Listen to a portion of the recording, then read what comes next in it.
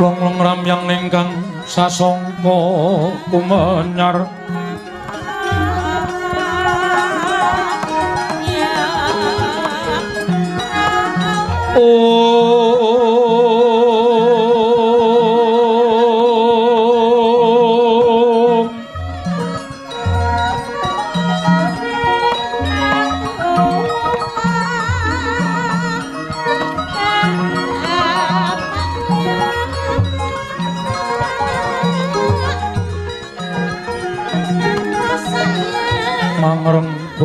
ruming buri manggen tanpa siring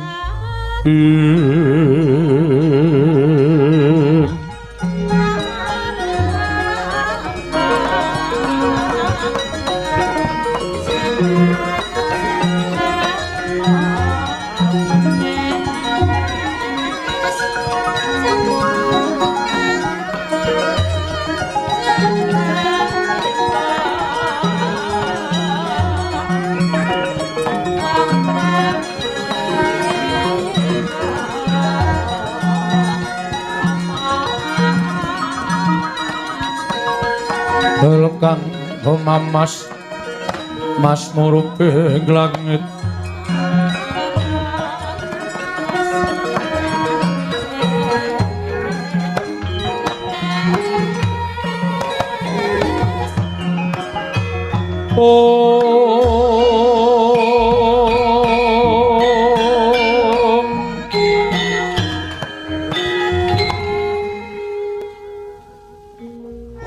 bilahing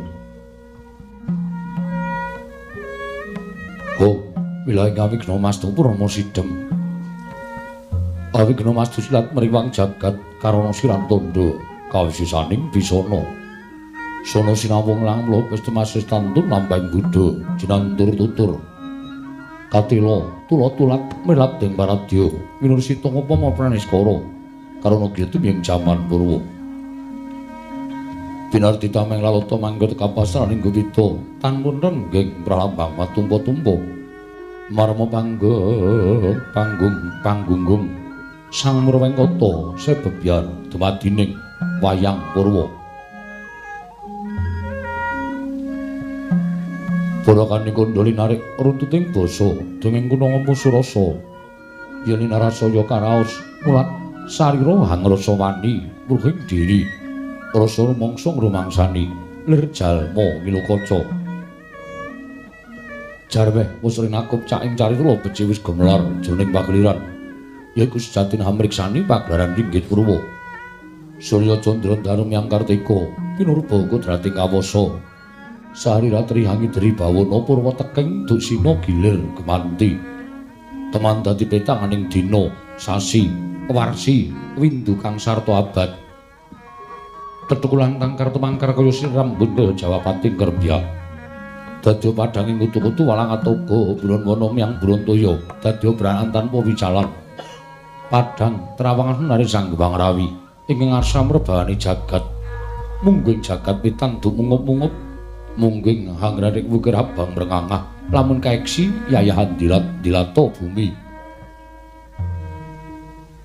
Saya dangu sumono Sang Hyang Arka katon sumeblak kanan kiring abange smujenar kaperbawan nari Sang Hyang Basanta.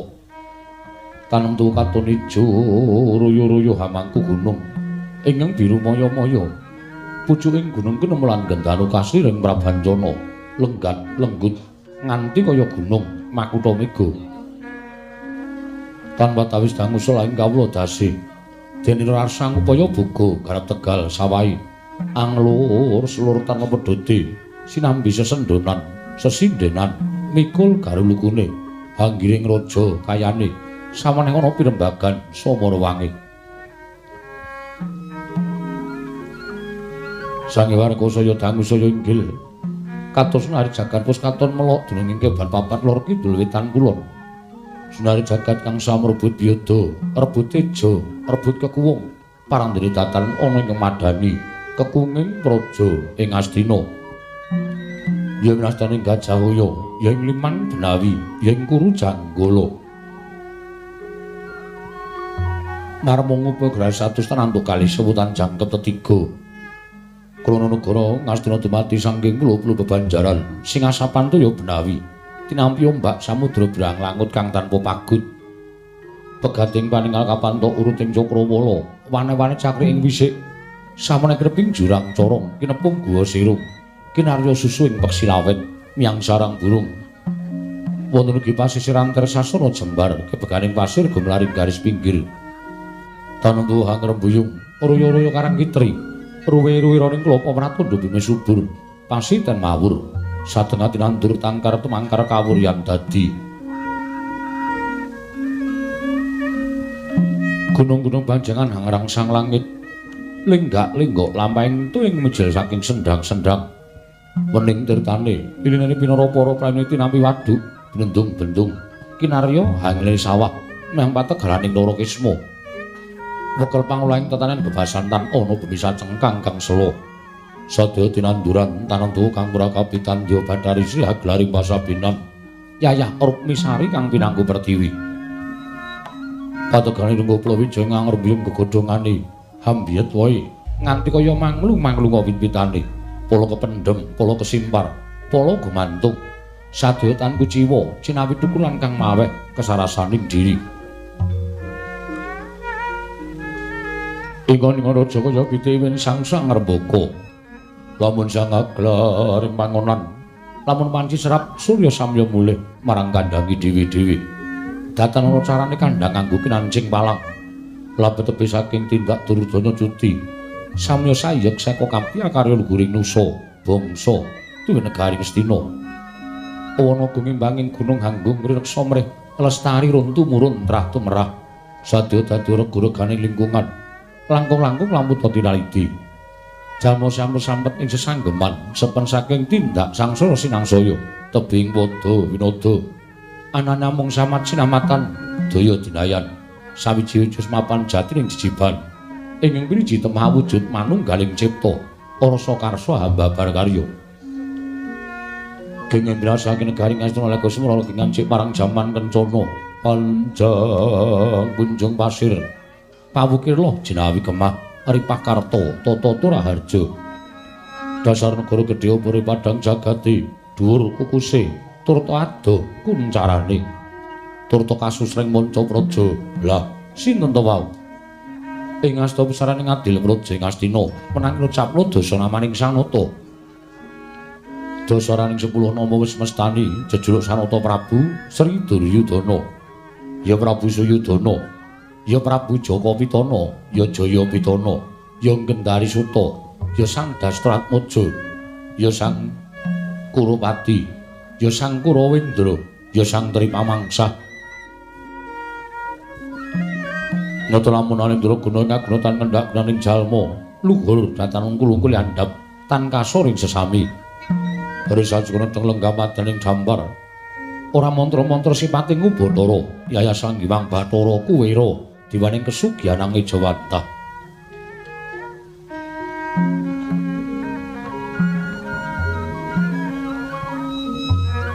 Blabar sangganing para kawula Nayaka yayah aroping samudra ing dedharatan. Wiwadatan kantun sangganing para anung-anung tungguling praja ing Astina. Ing sampun kepareng ngerpepeh pindha sata metarangan. Suku janggut teken dodo mabukuh susilastawa. Mrikata warnane sang nindya mantri muka palsaning praja. Adedaleming palasa jenar. Rekana Patih Harya Sengguni, ya Harya Suman, ya Trigantalpati. Najan wis kaladu yuswa parandene pinatra ngasta badal wakiling Sang Buminata. Krana ganya wasis maranata tata rakiting negari Nestina. Rekana Patih Harya Sengguni mangkaraken ujum pujangganing praja Ngastina. Pandhita ing Sukalima, ya ing Sukapanca, peparab dah nyewang Druna. Ya Sang Kumbayana, ya Sang Baratwaja putra. Pandhita buntas kawrisiti paningali sabarang pangandikane dadi. Turta kasinungan kasekten linangkung. Mila dadalmu kalambet dados guruning Sangya Parasata Kurawa. Begawan Durna mengkeraken senopati tetanggulaning Kewa Praja ing Astina. Nalindra ing Awangga, ya ing Angga Sang Adipati Basuwarna, ya Basusena, ya Sraya putra. Ya Bismantaka. Adipati Basuwarna mengkeraken pamungkasing pasiban kadang nata satring crita tinaraden Harya Kartamarma. Ing wingking andher mlabar sanggan ingkang samya gantung sebo jejel riyel arapet pepet pipit prasasat atopan dengkul datan posla. Labet kadang mara sebo ing alun-alun hamludak gendera rerontek umbul-umbul kikiter hangendanu yayahi mondo ing mangsa labuh paing megar pindha jamur barate mangsa rendheng tumbake ngrangep ya jating arange mangsa ketiga. Parandene katingal tidhem permanem tanana banek ing walang alisik nadan gegodhongan tanang ngobah saminana dandal mampah kabar sumangsa araning pradonga menyang rangin Dewa pangli ing maranggon abdi dalem negari Ngastina. Akarya asri madyaning kedaton negari Ngastina. Dadak sakoleng mangke kawis dingal rawipun Sang Brahmana ing Ngetalkanda, Sang Mahatma Siwara Bisma. Riwasnya lenggah madaning dambar. Sigra Sang Natasamur wani pangandikan. Dadi aku manglujining pangandika sanata ing Astina Prabu Duryudana ing dereng kababaring lesan.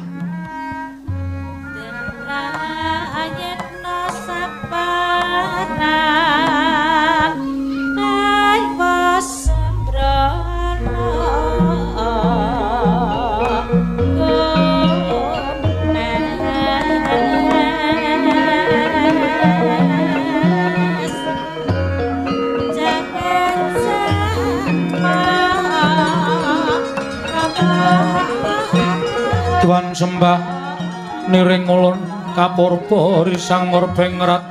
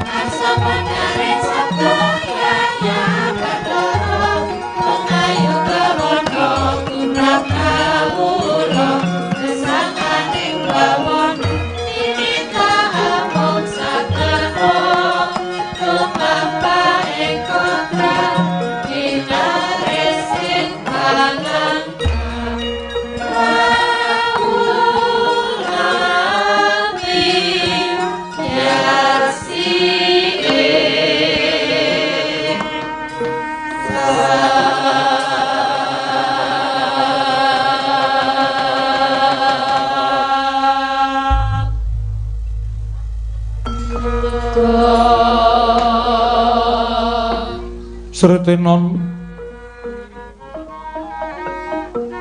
ning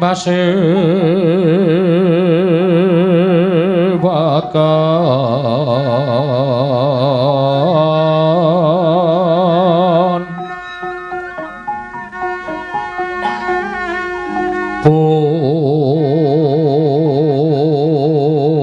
busana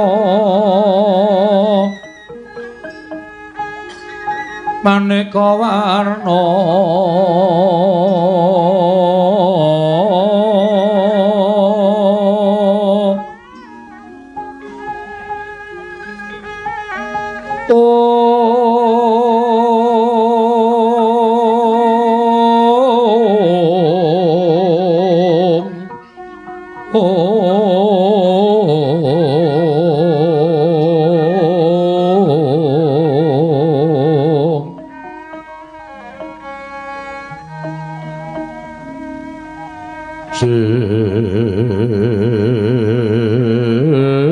Pak Puspiteng Udyana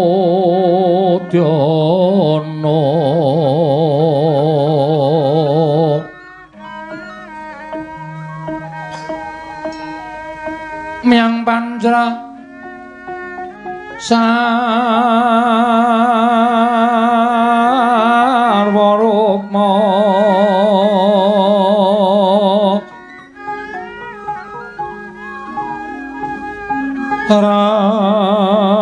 Ranggeng Manik Nara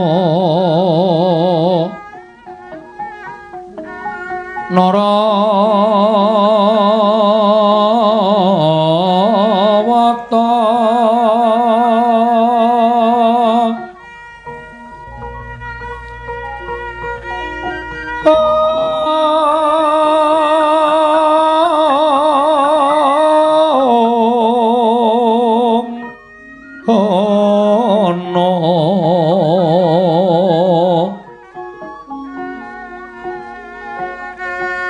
Obro Prabanya kang sumerat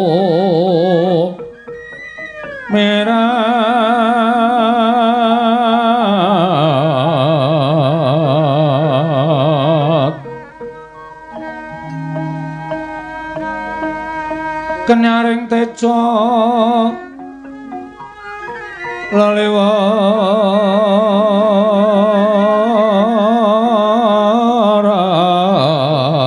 lelewaran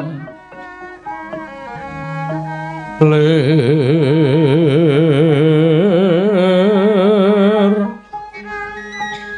ki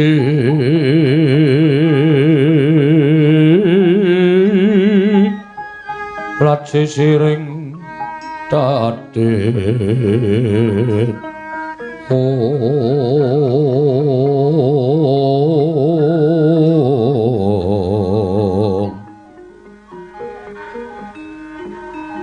Wimbo kekanda mrek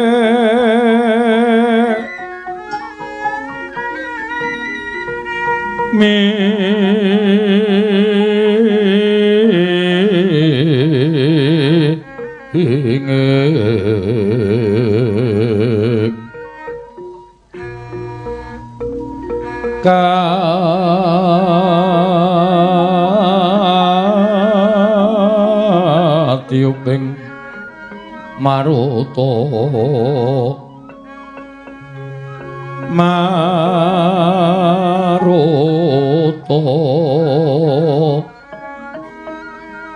mando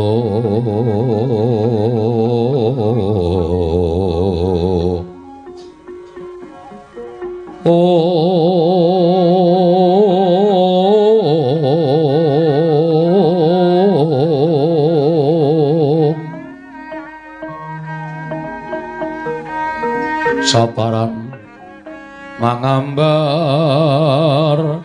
kongas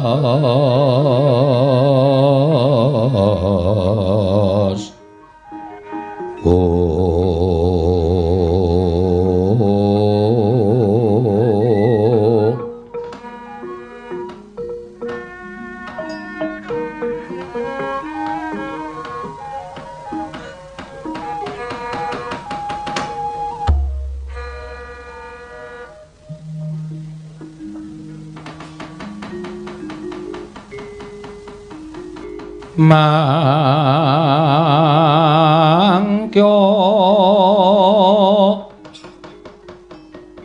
darajating praja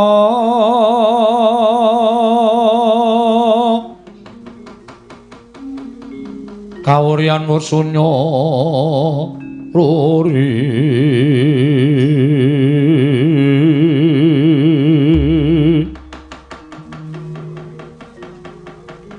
urah mangrehing ukara karana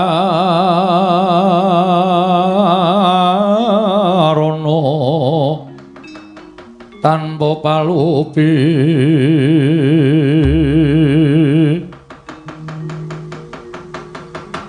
atilar silas tuti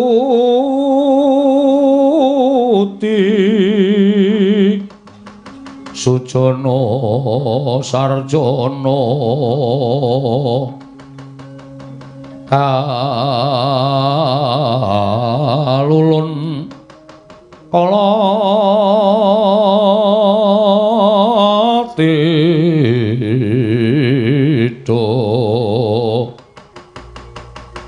tidem tandhaning mati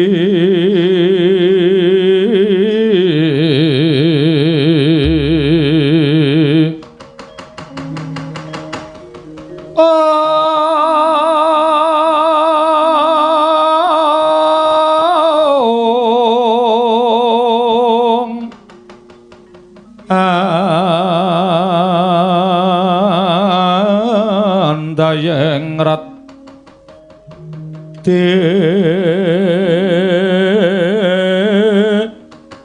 ning karoban rubedo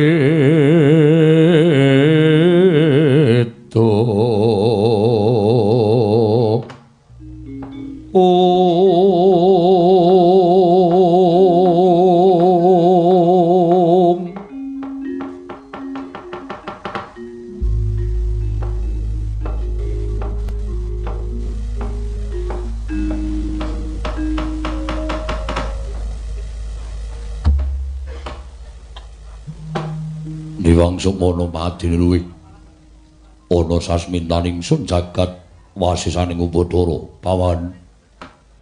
paman Harya Sangguni ayo ndadekake gugup pengrena si paman manira biji wonten ngajengan manira paman Patih Plasa Jenar paman kepatihan kawula nun kirana Prabu sakalangkung gorawalan panampinipun ing ngabdi kepatihan dupi kula tampi timbalanipun Maduka anak Prabu ing Ngastina wonten ing Jawi sanget kuwatos sing manah pindharan salomba pinanjaring alun-alun kumite racaruk maras nanging sareng wonten ngarsa Maduka tebih saking raos kemarasan Wanter sabda pangandika Paduka anak Prabu kepareng wamiji dhateng pisuwanipun ing abdi ngepati yen nggih kepareng kula cumadung dawuh. Paman Mloso Jenar nggih. Katiparan Anggresi Paman. Ingsun percaya minangka dadi badal wakil ingsun Pranata tata rakiti negari Ngastina. Paman Hari Sengguni. Mula diake matur marang Manira samendhang aja nganti ing karempit. Paman Patih Mloso Jenar. Menawi Paduka anak Prabu ndang bab tata rakiting praja.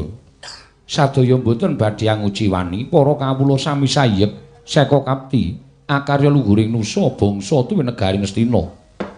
Medhahipun para abdi prajurit boten kendhat anginipun sami gegladen olah kridaning aprang. Sawanci-wanci praja Paduka katemping marang muka boten badhe anggepok kanca Paduka anak Prabu. Ingkang bapa ing kepatihan remuk kasawurna putung sumangga kabandhem nonggir kawula non. Ndadosaken suka marang Putasutta raos sing manah. Boten langkung pakaryan ingkang utama tindakna selawasi lan kaprayogakna Anggresi Paman ngadhep ngarsaning Manira. Paman Patih Mloso Jenar. Kawula non anak Prabu sampun boten kirang prayogi.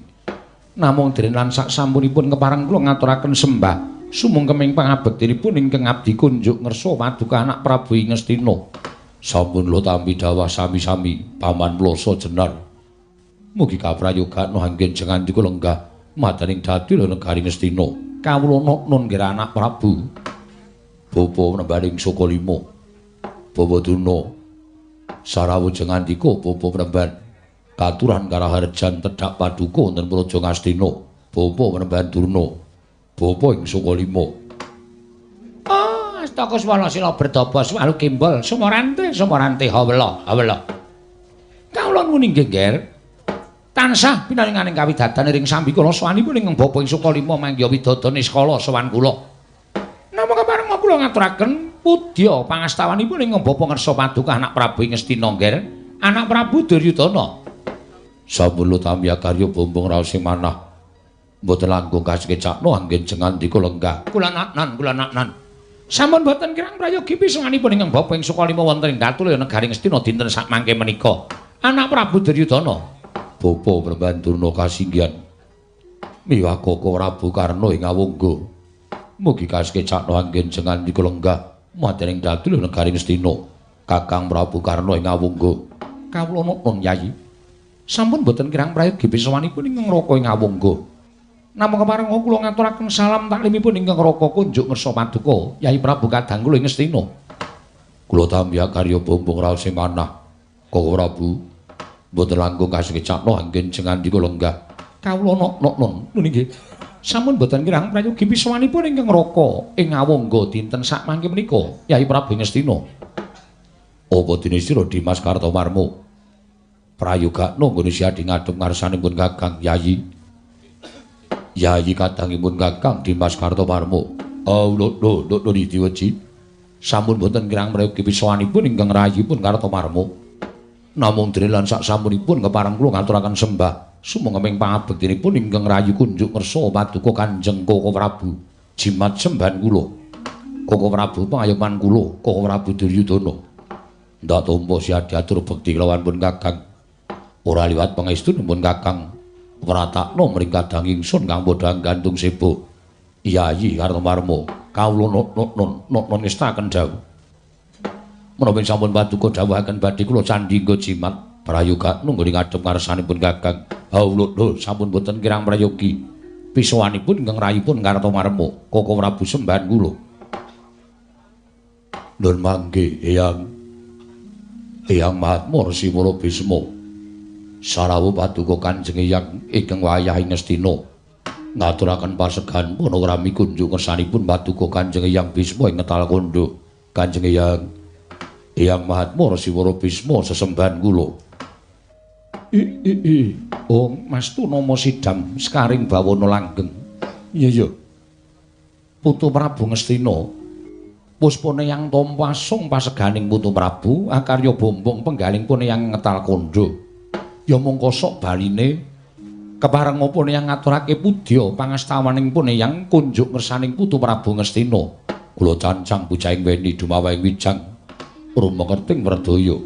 saestu andadosaken cahya nur cahya daging ragayiwanan yang mugi pangestu paduka Handayanana gesangipun ingkang wayah pun Duryudana. Muga-muga apa kang dadi dawuhing Putu Prabu Ngastina anumusana yonggir Kurupati kawula nun matur sembah sewu nun tanpa pepindhan. Ingkang salajengipun andadosaken kagiat raos ing manahipun ingkang wayah ing Ngastina. Dene rawuh paduka Kanjeng Hyang ingkang sengkan-sengkan datanpa pepoyan. Miyamboten paring pangandikan dhateng ingkang wayah ing Ngastina pun Duryudana. Yang menawi kepareng badhe paring pidhendhan dhateng ing wayah pun Duryudana. Dosa menapa ing badhe kula sandhang, menapa badhe paring dedukan dhateng ing wayah kula mboten badhe suwala.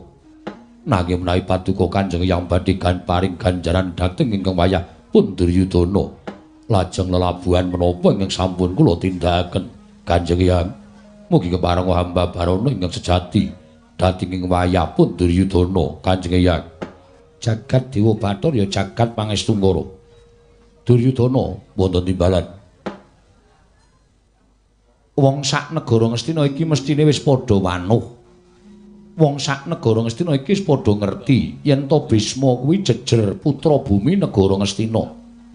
Ngastina kene iki bumi kelairanku. Mula nadyan sawetara wektu pun yang mapan ana ing Ngetalkanda, nanging pun Kakang ora bakal mentala yen to nyumurupi kahanan negaraku ora prayoga, tegese negaraku ora tentrem, negaraku ora ayem. Kuwi klebu Bisma duwe tanggung jawab supaya gawe tentrem lan ayem negara Ngastina. Mula pendak-pendak tanpa nyaosi uninga marang Putu Prabu Ngastina, Bisma mesti tinju marang negara Ngastina. Bisma mesti tilik marang negara Ngastina. Sabab yen to aku bali marang negara Ngastina sarta aku sowan ana negara Ngastina kuwi ibarate kaya dene kebu ingkang bali marang kandhange. Kurupati, praptaku ana ing negara Ngastina iki sayekti niti priksa kelawan kahanan negaraku. Ya kahanan bumi wutah getihku. Nanging bareng pun yang prapta ning kutha gara negara Ngastina kagiat sotaning penggaling pun yang nyumurupi akeh ngumbul-umbul sarta gendera ingkang pinajang ana ing kutha gara. Kacena bile yen to Putu Prabu nedhenganake pasewakan ana ing negara Ngastina. Mula kadreng rasaning pun yang kepengin wuninga apa to sababe dene Putu Prabu nganake pasewakan ingkang beneh kelan adat ingkang wis tumulipun yang munggah ana ing Datulaya tanpa cecala marang Putu Prabu Ngastina. Nggir, sepira keluputaning pun yang diagung pangaksama ing mengkono wis cetha apa to wigatining pun yang dene sowan ana ing Datulaya negara Ngastina. Malah samengko kadreng rasaning pun yang daya-daya nyumurupi apa to wigatine dene Putu Prabu nganakake pasewakan kepareng hamba barana ingkang sejati. Ana rembug apa Kurupati sarta bakang rembug perkara apa yen dikeparengake pun yang nedya nganglungake jangga nilingake karna nedya mastuti sabdatama nalindra Ngastina Putu Prabu Duryudana ya Putu Prabu Kurupati handrah ingkang Asitarum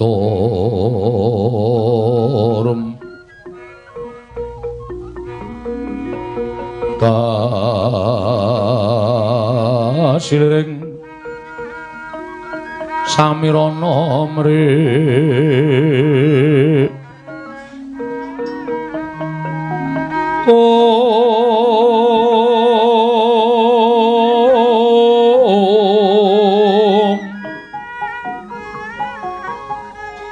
sekar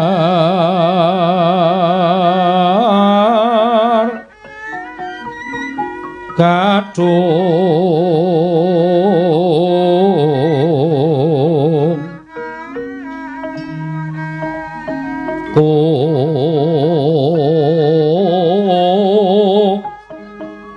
ngas kandanyo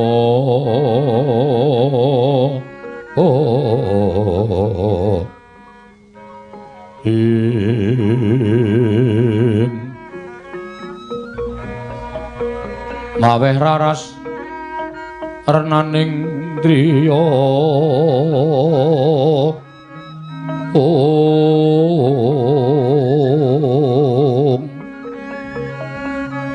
Sewu-sewu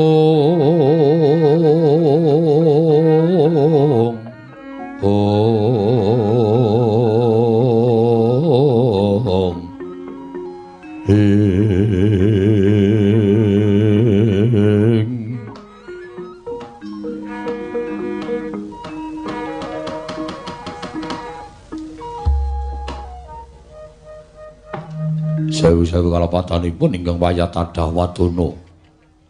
Dene kula boten atur ringa dhateng cekandika Kanjeng Hyang. Ora apa-apa, Putu, ora dadi ngopo. Ing wigati tumuli paringa dawuh iki bakal ngrembug perkara apa. Mbok menawa ora ketang sithik aturingipun Hyang Talkanda mengko bisa dadi cecolok obor penggaling Putu Prabu Ngastina. Matur sembah sewu nuwun tanpa pepindhan. Mugi adadosna ing kawuningan wonten ing madyaning pasewakan menika krana kula ngempalaken sangganing para sepuh namung badhe kula ajab supados ngrembag dhateng sasmita ingkang sampun kula tampi. Hyang Sabta hari ingkang kepengker kula nampi sasmitaning Jawata bilih dewa badhe matedhaken kanugrahan mapan wonten ing ereng-erenging Kutha Runggu, wonten ing ereng-erenging Gunung Kutha Runggu. Wontene kanugrahan menika kula wau miturut sasmita ingkang kula tampi inggih menika ing winastan Wahyu Makutha Rama. Anyarengi sasmita ingkang kula tampi kabar sumebar bilih wonten ing sak erenging arga Kutha Runggu wonten Pandhita Mangasrama anyar katon ing namipun Begawan Kesawa Sidi. Hyang ngemuti nembe sawetawis Kesawa Sidi menika mapan wonten ing arga Kutha Runggu.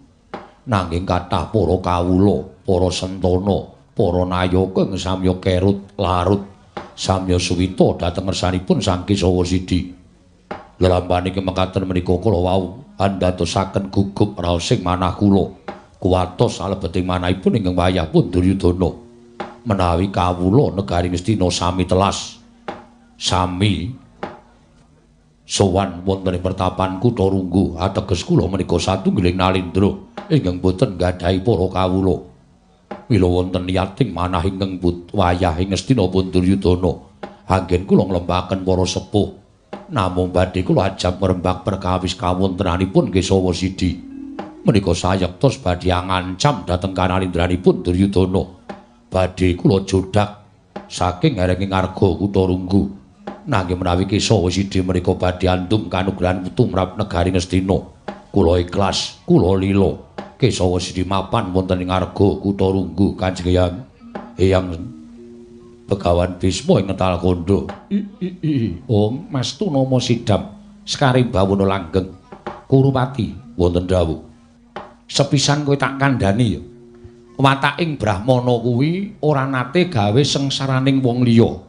Wataking Brahmana kuwi tanduk aris ulat manis ing cipta demen tetulung adoh penggawe citra ngalah tananggunggung diri gawe senenging liyan kuwi pambeganing para pendhita. Dadi upamana pendhita ing neka ning sawijining praja kuwi ora niat bakal anjungking kawibawaning ratu nanging malah bakal nentremke marang kawula negara mau. Merga tumraping pinandhita ingkang prapta ning negara ing kinarya Mangasrama mesti duwe petungan yen to negara mau kurang ayem, kurang tentrem lan kurang jenjem. Inggih. Mula yen to Putu Prabu ngarani anane Kesawa Sidi ana ing arga Kutha Runggu mono bakal angancam marang kalaindraning Putu Prabu kuwi luput, kuwi kleru nggih. Wis to. Nadyan pun yang Talkanda durung nate tepung kelawan Kesawa Sidi nanging gandeng aku lan Kesawa Sidi kuwi tunggal padha brahmanane, padha-padha pendhitane. Ora-orane ento Kesawa Sidi bakal gawe rengka negara ing Ngastina. Ora-orane ento Kesawa Sidi bakal gawe bencana tumraping negara Ngastina, nanging malah bakal nentremke para kawula sak negara Ngastina. Mekaten Kanjeng Hyang. Ya. Menawi tela mekaten, menapa ing sampun dados dawuhipun Kanjeng Hyang. Menika kula badhe anggega sarta kula badhe andhahar pangendhanipun paduka Kanjeng Hyang ing ngangka loro sasmita ingkang mbok tampa mau sayektine kurang komplit. Liripun kirang komplit kados pundi? Putu Prabu Ngastina pikantuk kanugrahan utawa pikantuk sasmita bakal tumurun ing kanugrahan ingkang winastan Makutha Rama. Mongko kowe ora bisa nggathuk-gathukake kelawan kanugrahaning dewa. Kowe ora iso nggathuk-gathukke marang sasmitaning dewa. Anyarengi kanugrahan utawa sasmitaning dewa ingkang mbok tampa, ing kono ana pendhita ingkang ngaglar, ya kuwi Begawan Kesawa Sidi kang mapan ning Ngarga Kutarunggu. Kula kok malah petunganmu malah marang Kesawa Sidi ingkang bakal ngancam negara Ngastina. Lah apa ora mbok gathukake antaraning Makutha Rama mau kelawan Kesawa Sidi? Mongko kowe tak kandhani sejatine jumenenge Sang Kesawa Sidi ning Ngarga Kutarunggu mau sayekti mung bakal paring katentreman tumraping negara Ngastina sabab ya Kesawa Sidi kuwi ingkang ngasta kang winastan pepakem Makutha Rama. Pepakem Makutha Rama ya. Kanjeng Hyang malah priksa. Aku wis matur to putu, yen to Kesawa Sidi karo Brisma kuwi nadyan durung taku tepung nanging padha-padha brahmanane. Tur tumrap Putu Prabu Ngastina kelawan Brisma kuwi beda. Yen Putu Prabu Ngastina kuwi Nalendra, duwe kewajiban ngasta bawat peperintahan negara Ngastina. Kewajibanmu akeh, kewajibanmu tumpuk matimbun-timbun. Mula ora tau prihatin, ora tau tapa brata, ora tau meleng marang batinmu. Nampa marang sasmitaning dewa nanging yen Bisma kuwi pendak dina nglakoni tapa brata saben dina aku nglakoni prihatin selagine aku mlaku wae tak anggo prihatin merga jiwaku pendhita mula ora aneh yen to sasmita ingkang mbok tampa mau sayektine Bisma wis nyumurupi. Inggih. Lajeng sesambetanipun sasmita menika kaliyan ingkang wayah pun Duryudana. Wong kang sinasmitan yen to jagat iki bakal ana kanugrahan tegese wong mau sing dipilih karo sing gawe urip supaya nggayuh sasmita mau utawa wahyu mau. Mekaten, iya. Dadi yen to Putu Prabu Ngastina kuwi entuk sasmitaning para dewa, yen to jagat iki bakal ana tumurunning kanugrahan. Teges Putu Prabu Ngastina kuwi ingkang tunuding dareng panguwasaning para dewa, pinilih dening panguwasaning para Bathara kudu nggayuh wahyu Makutha Rama. Jagat Dewa Bathara. Paman, wonten dawuh nggih. Nada namung sepele kawontenanipun Duryudana kedah gayuh wahyu Makutha Rama. Miturut Paman Harya Plasa jenara kados pundi? Jernyatanipun selaminipun gesang kula dereng nate gayuh kanugrahan. Selainipun gesang kula dereng nate kedunungan kanugrahan. Terus carane wong gayuh wahyu menika kados pundi? Lah menika kula nggih mboten ngertos. Sabab sajeg jumlek kula gesang wonten ing Madyapada menika kula nuwun sewu kula ugi dereng nate kedunungan kanugrahan. Namun nuwun sewu lho nggih. Mergi menapa ingkang kula aturaken menika tumrap kula miturut pemanggih kula menika benten kan pemanggihipun Kanjeng Hyang Begawan Bisma inggih Sang Tapa Begawan Dewa Brata. Paman Harya gadah pemanggih menapa? Nuwun sewu. Menawi panjenengan menika dipun sasmitani gayuh wahyu menika kula nuwun sewu terus sing digayuh menika menapa? Kula badhe nyuwun priksa. Sing digayuh Paduka Anak Prabu menika menapa? Derajat pangkat pusri negem bondo donya ora kurang. Tiyang gesang wonten ing alam padang menika nek wis kagungan derajat pangkat wis duweni bondo donya. Menika tumrap kula sampun mujudaken wahyu mulya-mulyaning wahyu. Inggih. Sinten tiyangipun boten ngertos kan Paduka Anak Prabu Ngastina, Ratu Sugih Brewu Mblegedu. Monggo Ngastina menika negari ingkang piyar piyambak wonten ing sak donya menika. Tegesipun tiyang sak jagat menika sampun priksa bilih Paduka menika Nalendra ing Ngastina ingkang sampun hanjayeng bawana. Sameneika kula nyuwun priksa, lajeng ginanipun menapa panjenengan ketayalan mlebu ngalas nyemplung segara mapan wonten ing lepen mlebu guwa mung butuh golek wahyu. Terus ingkang dipun upadi menapa? Jernyatanipun kamulyaning wong urip ana ing alam donya menika tumrap kula nek derajat pangkat wis kecekel bondo donya wis rinegem menika tumrap kula sampun sah. Mboten usah ketayalan gayuh kanugrahan. Contonipun kathah Pandhawa menika wong salwangsul pikantuk wahyu uripe ya ora kaya Kurawa. Mulya Kurawa mbangane Pandhawa. Menika ateges sampun dipun sebataken nek wahyu menika janjanipun boten gadhahi daya menapa-menapa. Ingkang pitados inggih monggo, sing ora percaya tumrap kula ya ora apa-apa. Kuse, sengguni kula wonten dawuh penemban. Kok kowe duwe penemu kaya mengkono mau coba aku tak takon. Yen pancen wahyu kuwi ora ana pigunane tumraping wong urip ana ing alam padhang, coba jlentrehno. Saktenane wahyu kuwi apa? Wahyu menika kanugrahan. Kanugrahan kuwi apa coba aku tak takon. Kanugrahan menika wahyu. Wahyu kuwi apa? Wahyu menika kanugrahan. Kula nuwun sewu. Kula sampun matur tumrapipun ingkang pitados inggih monggo, tumrapipun ingkang boten pitados inggih kedah dipun paringi kalodhangan. Lah, saiki aku tak takon karo kowe. Kowe percaya ora karo wahyu? Menawi kula mboten, sebab tumrap kula wahyu menika ya kamulyan, wahyu menika ya urip sing seneng, wahyu menika kedudungan derajat pangkat. Nggo ngapa golek wahyu kena kekuwataning batin, batin kok dinehi kekuatan. Batin menika sampun kiyat piyambak-piyambak wiwit lahir plethek saking guwa garbaning Kanjeng Ibu menika tiyang gesang wonten ing alam padhang menika sampun dipun paringi kekiyatanipun batin piyambak-piyambak. Ngene ya Suman, kowe tak kandhani supaya aja nganti kleru dalanmu, nggonmu njlentrehake babagan kanugrahan sing jeneng kekuatan batin mau sayekti dienggo nyurung marang kuncaraning asma Putu Prabu Ngastina. Yen to Putu Prabu Ngastina kuwi kedurungan derajat pangkat, kedurungan bondo donya ingkang akeh, nanging yen to ora nate kedurungan wahyu, tegese uripe kurang ketrima. Lho nuwun sewu. Sing ngarani uripe ora ketrima menika sami-sami titah nek cara kula ora percaya. Sing ngarani uripe ora ketrima menika nuwun sewu, nek ming padha-padha menungsa wae kula mestani menika namung kakehan gunem tanpa guna. Wong ketrima uripe kuwi yen to kedurungan wahyu sabab kowe tak kandhani. Ngene supaya kowe ngerti ya Sengguni, inggih. Wahyu kuwi wigati tumraping wong urip.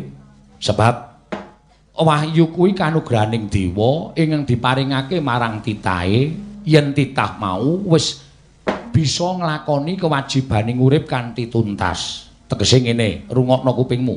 Inggih. Upama Duryudana kuwi dadi ratu sing becik, dadi ratu sing apik, tumuli iso mangreh para kawula. Negarane tentrem, negarane ayem, banjur pinaringan kanugrahan kuwi tegese Duryudana le dadi ratu kuwi entuk kanugrahaning saka sing gawe urip. Yen aku dadi pendhita sing apik, dadi pendhita sing becik, tumuli aku entuk kanugrahan kuwi tegese kuwi kanugrahaning sing gawe jagat marang kabrahmananku. Lah nek upama kowe dadi patih sing apik, dadi patih sing becik, isa nata parang para kawula wekasan Gusti priksa yen to kan kewajiban ingkang mbok sangkul mau pranyata mbok lakoni kanthi apik lan kanthi becik tumuli pinaringan kanugrahan dening panguwasaning Gusti. Kuwi sinebut kanugrahan. Wondene kanugrahan mau apa to sababe kok ana jenenge? Merga kanugrahan mau tumrap sing gawe jagat mujudake sawijining bebungah. Ngene Sengguni. Upama kanugrahan mau winastan kanugrahan wahyu kanalindran.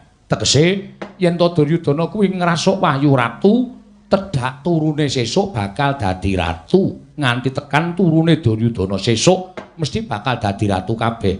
Yen entuk wahyuning kabrahmanan, tegese turune wong mau bakal dadi brahmana. Yen to entuk wahyuning patih, tegese turuning wong mau bakal dadi patih. Saiki Makutha Rama. Kowe ngerti ora tegese Makutha Rama? Nggih. Kakang Durna.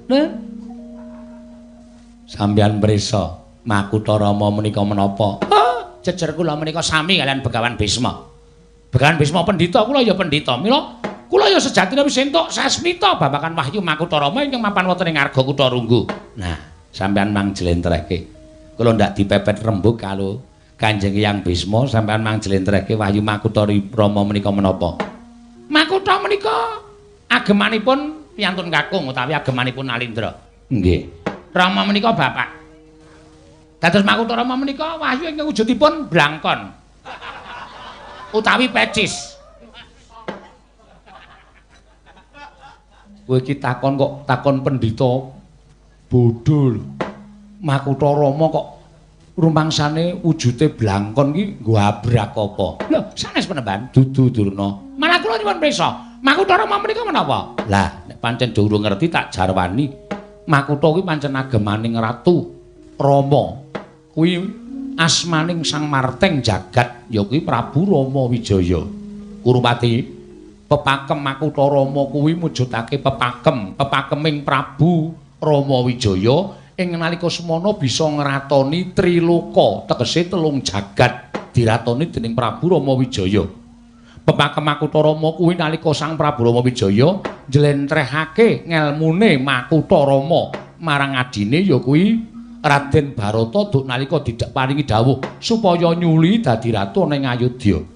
Mula sapa kang wong dadi Nalindra, sapa sing dadi satriya, sapa sing dadi pangembating praja, sapa ingkang dadi pangareping para kawula yen tanggane Mranata kabeh nggunakake pepakem Makutha Rama sayekti bakal lulus raharja nir ing sambikala. Kuwi pepakem sing wigati lho Duryudana. Aja mung sak kepenakmu dhewe. Yen pancen Putu Prabu ora kersa ngupaya ya monggo. Aku mung tutur-tutur supaya sira Putu Prabu kuwi antuk dalan sing becik. Nanging wedine Putu Prabu ora kersa ngupaya menyang endi dununging Makutha Rama. Ya, aku ya ora arep meksa supaya Putu Prabu ngupaya Makutha Rama. Sabab kabeh mau gumantung ana nglambe atining Putu Prabu Ngastina. Perkara nggone duwe krentek gayuh lan ora gumantung marang Putu Prabu Ngastina. Paman, wonten dawuh. Widulur Paman Haryoprasa jenar kados pundi? Menawi cara kula nggih tinimbang paduka menika mapan wonten ing wana, mapan wonten ing saklebeting lepen ingkang ageng lakoni tapa brata namung badhe nggayuh wahyu Makutha Rama. Langkung prayogi lenggah wonten negari Mranata para kawula. Menawi ngantos negari Ngastina menika dipun tilar dening paduka anak Prabu, ngibaratipun para kawula menika kados dene sapu ingkang ilang suhipun pating slebar mboten kanten-kantenan. Menapa paduka badhe mentala nyumurupi mobah musiking kawula ingkang mboten tinata krana tinilar nalindranipun ngupaya wujuding kanugrahan. Nuwun sewu. Panjenengan kedah saged damel pemareming para kawula, mboten kok nggayuh dhateng pemareming pribadi menika tumrap kula mboten prayogi. Mila menawi saking pamrayoginipun ingkang bapa ing kepatihan sampun ngantos paduka menika lengser saking dampar. Sakmangke monggo dipun lenggah ingkang kanthi sekeca babagan Makutha Rama menika sampun ngantos dipun penggali. Oh Duna, wonten dawuh Ger. Kados pundi Praban? Kula namung kantun nderek mangkipun para sepuh. Menawi kula kedah bidal, kula badhe bidal. Nanging menawi kula mboten bidal, kula nggih mboten badhe jengkar saking negari Ngastina. Oh lole. Kenthos walu gembol manyar-manyar duk ning dungkul wana dadi alas-alas dadi wana. Lha nuwun sewu Ger. Sejatosipun menawi pututing Bapa ing Sukalima dipun penggalih wigatos menika ugi wigatos, nanging menawi dipun penggalih mboten wigatos menika gumantung dhateng Panak Prabu Ngastina. Leres ngendikipun Adipati Harya Sengkuni menika gumantung dhateng panguwaos paduka menawi paduka badhe tedhak ngupaya kanugrahan monggo kula dherekaken, nanging menawi paduka kepareng lenggah wonten negari Ngastina menika ugi langkung prayogi. Oh Durna, wonten dawuh menapa kula kedah nglampahi tapa brata, kedah nglampahi prihatos, lajeng pinten dinten anggen kula nglampahi prihatos. Oh nuwun mangapunten Ger. Panci menika syaratipun tiyang gayuh kanugrahan. Mergi kanugrahan menika saged manjing angganipun titah. Momong dhateng titah menika kala wau, sarana nintiki dhateng gesangipun titah ing badhe kapanjingan kanugrahan. Suci lair batosipun menapa mboten? Tumunten rai paduka rembag babakan prihatos. Tapa brata menika sejatosipun mboten kok nyenyuwun dhateng panguwasaning dat supados pikantuk kanugrahan. Nanging miturut hitunganipun Bapa ing Sukalima, tiyang lampahi tapa brata menika sejatosipun sesuci diri. Sesuci diri ngicaraken dedosan ingkang sampun dinampahan duk nalika gesang ingkang sampun kepengker. Supados sakmangke penggalih paduka wangsul kados dene bayi ingkang lair saking guwa garbaning ibu saged suci lair batosipun. Mergi manah ingkang suci menika saged kapanjingan kanugrahan. Tur wahyu menika badhe lebda utawi badhe betah mapan wonten ngranipun titah ingkang suci lair batosipun. Nggih. Pinten-dinten kula kudu nglakoni tapa. Sekedhikipun tiyang nglampahi tapa menika kawan dasa dalu, kawan dasa dinten, Ger. 40 dina, 40 bengi. Nan. Rencange. Lho, mboten wonten. Kedah mboten wonten rencangipun jer menika panjenengan kedah nyaketaken dhateng panguwasaning dat kamurweng dat. Ngageng asmanipun Gusti Ngakarya Jagat, kani nyebat asmanipun wangsul menika dados sarana anggen paduka badhe pinilih dening panguwasaning dat kamurweng dat. Mapanipun wonten pundi? Gumantung dhateng lenging cipta panjenengan. Menawi panjenengan kersa wonten ing wana, inggih wonten madyaning wana menika. Menawi kersa wonten salebeting lepen inggih mapan wonten telenging lepen menika kala wau. Namung ingkang wigatos sampun caket kalian keramaian. Kedah sepi sepen merga kedah ning penggalih paduka anak Prabu Ngastina. Nggih. Nggih. Matur sembah nuwun. Nggih, sami-sami. Anu. Paman Haryo, wonten dawuh. Ngantos bingung mangken kula badhe netepaken. Monggo nggih, sampun ngantos bingung. Panjenengan menika Nalindra nggadahi pangaos wetah tumraping negari Ngastina. Saged ngendikaken iya menapa ora. Nek iya ya iya, nek ora ya ora. Menika tumrap kula langkung prayogyangken paduka badhe nemtokaken tindak paduka salajengipun. Nggih, matur sembah nuwun. Nah tetelo mekaten, ya. Putu Prabu ana dawuh apa? Dinten samangke kula nyuwun pamunten. Boten ateges kula mriku badhe nyelaki pangandika paduka Kanjeng Hyang. Lan kula boten kepengin sakmangke paduka Kanjeng Hyang getun keduwung. Nyuwun pamunten sewu-sewu kalepatan diagung pangaksami. Kula mboten badhe gagas perkara Wahyu Makutarama. Wahyu badhe dawah wonten ing jagat inggih sumangga. Badhe dipun tampi dening sinten kemawon inggih sumangga. Tumrap kula ngleresaken badharipun Paman Haryo Sengguni. Kamulyan derajat pangkat sampun regem. Kula butuh menapa malih.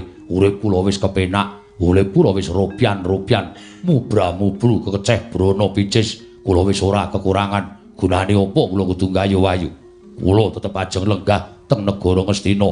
Wahyu tiba ning jagat ya sakarmu. Ora kula ya ora bakal ngerteni bab wahyu menika kula wau. Kagat risang kapirangu Prinangkul kinempit kembit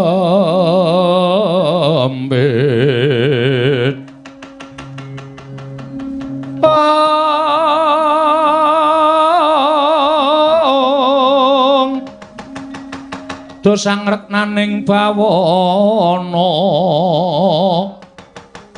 ya si tukang walang ati ya si tukang kutu kering ya si tukang ana sing tias ing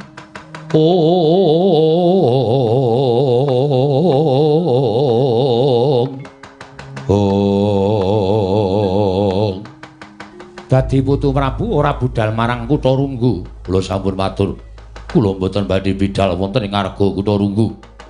Yen ngono sira ora melu-melu marang sasmitaning jawata ing wis tampa.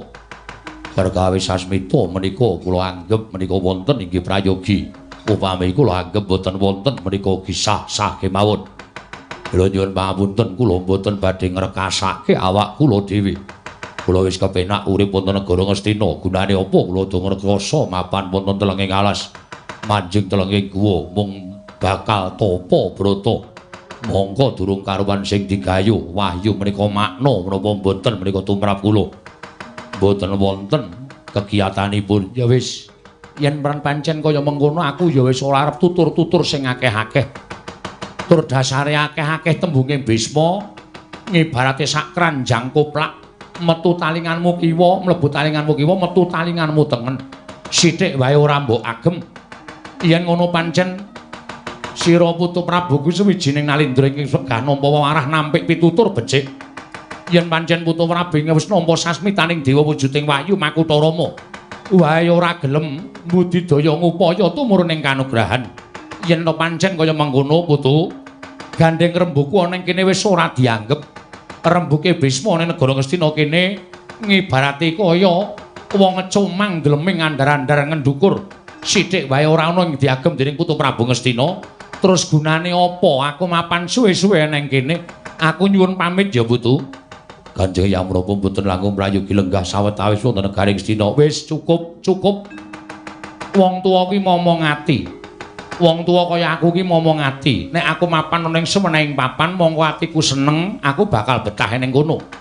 Nah yen to aku mapan ana ing negaraku dhewe, aku mapan ana ing bumi wutahku dhewe. Nanging jebul rasaku wis ora kepenak, atiku wis ora jenak, pikirku wis ora tentrem, uripku wis ora ayem ana ing kene. Nek tak dawa-dawa nggonku mapan ana negara Ngastina mesti bakal nyupetake umure Begawan Bisma. Aku nyuwun pamit. Yen sira ora kepengin gayuh kanugrahan monggo, ora apa-apa. Ning yen ana apa-apa tumraping negara Ngastina kaya aja sambat karo wong tuwa kowe.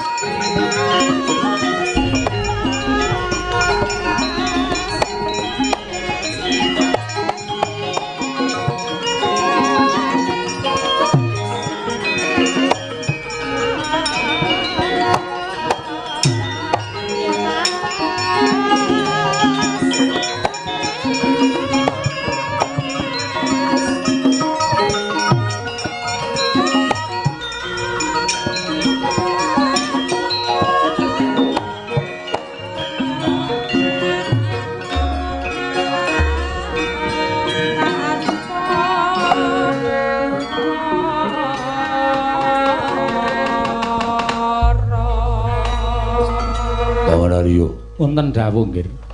Sajaipun Kanjeng Hyang mesgul penggalihipun kagul kogelan kundur tanpa tali wara wonten ing pertapan Ngetal Kondo. Inggih, kula niku ya gumun. Wong ora entuk undangan kok teka menika. Inggih. Monggo Sang Begawan Bisma menika mboten pikantuk timbalan paduka anak Prabu. Kok ya rawuh wonten ing Datulaya. Kula menika menawi wonten Sang Mahaporsi Wara Bisma menika anggenipun rembagan menika mboten los utawi mboten sekeca, mergi kudu nganggo nuwun sewu dipun tata rembagipun mangke ndak nyinggol penggalipun Sang Begawan Bisma. Oh, menapa malih kula? Kula menika sami-sami pendhita, kula menika sami-sami brahmana.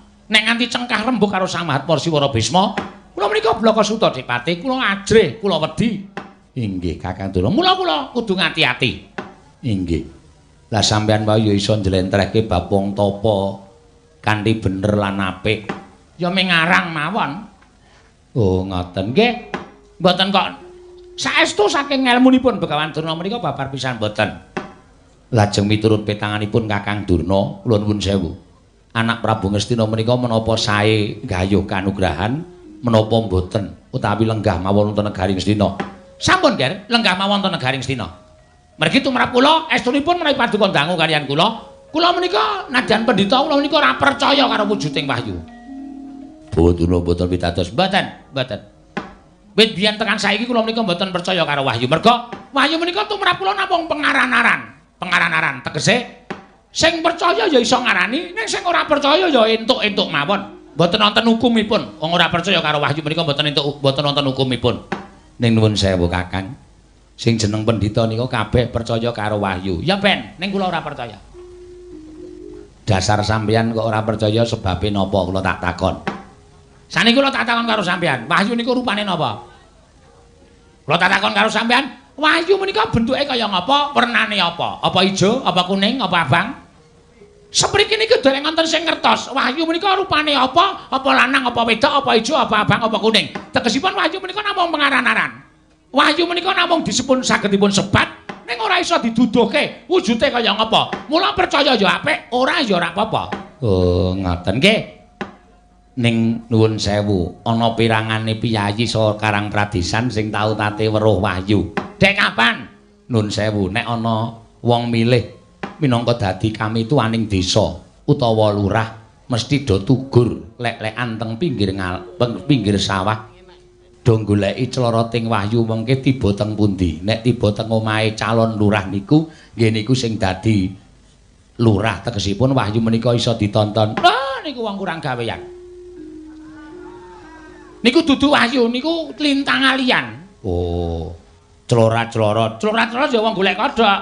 Oh. Mboten ajeng niku clorat-clorot kok wujude Wahyu. Ning nyatane wonten sing ngerti. Kabeh wae iso ngerti. Dik Mate, nek pas musim kuwi apa? Pendhita kok anu, nek pas wanci ketiga, nggih. Niku sampean ora usah dadak ngenteni pilihan lurah, manglekar teng lapangan. Mengke jam 1 bengi niku clorat-clorot teng dhuwur niku akeh banget. Niku jenenge lintang alian. Dadi ora usah percaya karo wujuding kanugrahan. Tumrap kula ora bakal percaya. Leres sampean, kanugrahan menika ya kamukten, sugih, duwe derajat pangkat. Lho, menika mujudaken satunggiling wahyu. Wahyu ingkang winastan, wahyu kamulyan, kamulyaning urip. Ngedhep dhuwit akeh. Derajat pangkat sumanding. Lho, jejer bojo ayu. Wah, wis ora bakal kekurangan. Anak-anak do apa-apa keturutan. Lho niku wahyu, wahyu ning kamulyan ora dadak Makutha Rama apa? Ya nek ukurane pas. Makutha Rama ki nek ukurane ora pas, sirahe ukuran 58 kok Makutha Rama ukurane 57 niku ya ora iso mlebu. Nggih, nggih. Ngoten Kakaduna. Teras nggih. Nggih, nah ngaten panjenengan cocok kalih kula. Cocok. Mboten sah tindak teng pundi-pundi, lenggah teng negara Ngastina. Perkara Makutha Rama ora sah digayuh. Sing baku wong niku suka-suka parisuka, andrawina, ropian-ropian, dahareca, nyanding garwa, terus nyetel tip, ngrungokke uyam-uyam. Apa? Uyam-uyam. Uyon-uyon kok uyam. Uyan-uyan. Lho, napa mboten gleleng? Wis, karo ngitung duit. Sapa sing liwat duncali? Klitik. Dikenekke sirahe. Mengke rak nesu. Nggih Kakang Duna. Nggih menawi cara kula sampun ngantos panjenengan ketayalan gayuh kanugrahan. Kula nuwun sewu. Cekap lenggah kemawon langkung prayogi tumrap kula menika sampun mujudaken satunggiling perkawis ingkang sak mangke sampun paripurna rimbak wonten ing madaning Datla ya menika nggih anak Prabu Ngastina.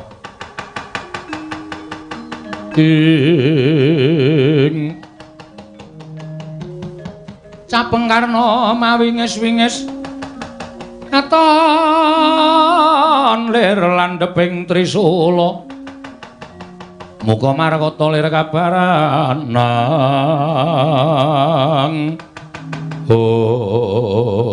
Kakang Prabu Karna kawula ngestaken dawuh wonten menapa dene Paduka majengaken Paduka ngabiyantara Yayi estunipun wonten ing salebeting Datlaya menika kala wau kula angen-enam dhateng manahipun ing Ngaraka piyambak ingkang Hyang Mahatmarsya Ora Bisma sampun ketayalan rawuh wonten negaring Astina wigatosipun namung badhe ngemutaken Paduka Yayi Prabu supados anggayuh tumuruning Wahyu Makutha Rama ing mapan wonten ing Arga Kutharunggu ewa dene Paduka Yayi Prabu puga mboten kepareng tedhak wonten ing Arga Kutharunggu sak mangke ngaten kemawon supados damel lega penggalipun Kanjeng Hyang Mahatmarsya Ora Bisma tuwin menawi kasembadan saged pinardawa kamulyanipun Yayi Prabu Ngastina ngamuti bilih kula menika senopati bilih kula menika nayaka negaring Astina mila menawi Nalendra menika gadhahi panjangka sak saged-saged kula saged ngaturaken menapa ing dipun jangka dening Nalendra menika kala wau tegesipun kados pundi Yayi lenggah prayogi kula ingkang bidhal wonten ing Arga Kutharunggu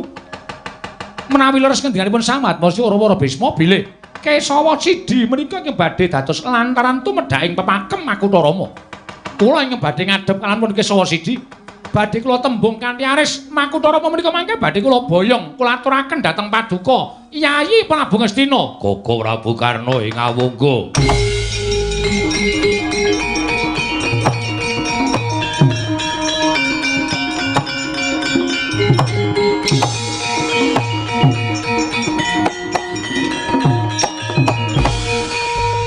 jagat Dewa Bathara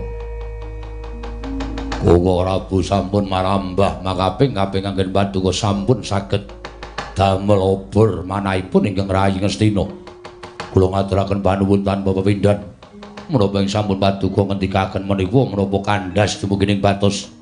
Menawi ngantos elak manah kula sampun ngantos kula sak mangke pinardawa anggenipun suwita ngersa Paduka Yayi Prabu Ngastina. Bareng Paduka sak mangke kula nyuwun pamit. menapa mboten langkung prayogi Kembulandra Wina wonten negaring Astina langkung rumiyin. Bab Kembulandra Wina pinanggih wingking ing langkung prayogi.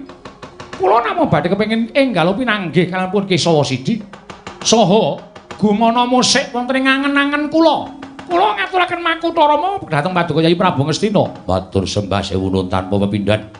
Kasekecakna ingkang prayogi lenggah madaning dampar kula nyuwun pamit Yayi. Sembah kula ingkang ndherekaken Jengkar Paduka Kakang Prabu Karna Ngawangga mugi-mugi lebda ing karya. Yayi kula nyuwun pamit inggih Kakang Prabu Karna Ngawangga.